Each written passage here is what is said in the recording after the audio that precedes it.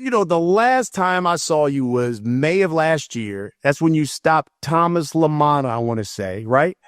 A year and a half before that, you beat Jose Benavidez. I know everyone is asking, when are we going to see Jermall Charlo back in the ring? Is jumping out their seat to see Jermall Charlo. Y'all heard it. He hadn't fought since last May. And then prior to that, a year and a half before that. These guys is coming back, getting this money from this sport and getting gone. But us fans are not buying it. We not buying Wolf tickets no more. We want to see these fighters fight consistently. It's a lot of guys at his weight class that deserve an opportunity. But because he got a bigger back and a bigger machine, we supposed to buy Wolf tickets. It would have been a lot easier to sell a Jermall Charlo fight after he got hit with a Hadouken by Caleb Plant. But now he going to come back and fight Caleb Plant off a loss? He going to come back and fight Caleb Plant off a loss and not the winner of the fight between Caleb Plant and Resendiz.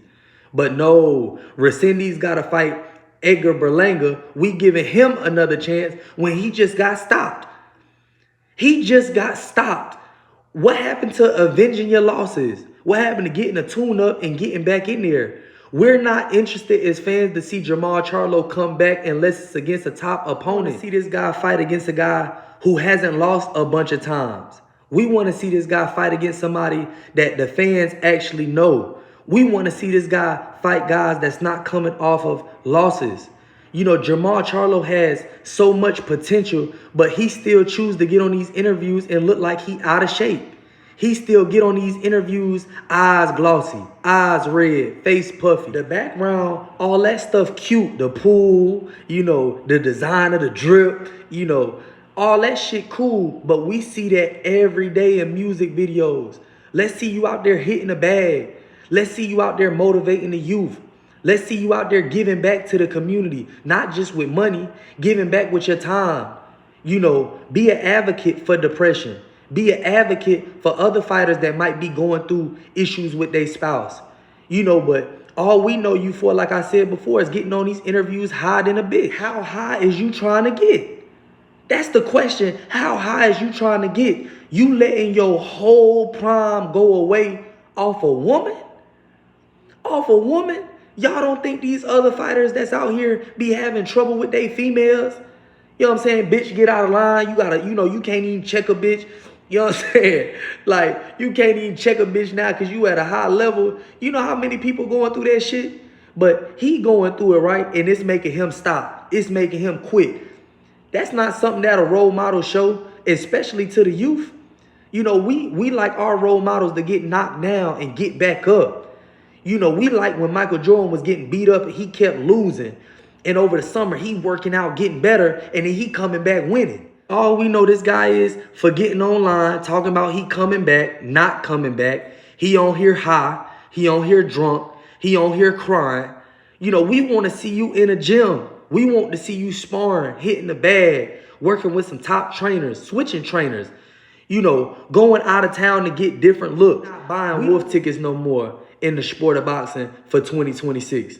All that shit you got going on, keep that shit offline. We know you from boxing. We want to see you go out there and perform. We don't care about your female problems. You can't see your kids. That's life in general. Folk get locked up every day, can't see their kids. Folk get locked up every day, hear they woman on the phone, getting their back beat all out. You from Texas, man. You about some pimping, man. You on here crying about a female letting your career go for nothing. Your career going down the drain for nothing. And you sitting back living off your laurels when you haven't accomplished much in the sport. How many big fights has Jermall Charlo had? And then when he come back and fight Plant, that's not a big fight. Plant has already been losing. He lost his trainer. He lost his last fight. He got stopped by Canelo. He was about to get stopped by Benavidez. You got to come back, go hard. You got to come back and lay that shit on the line. Boxing fans want to see that. That's a trend in boxing now. Guys moving up and putting that shit on the line. Come on, Charlo. You got everything you need. You got everything you need financially to get you back right. A trainer, a counselor.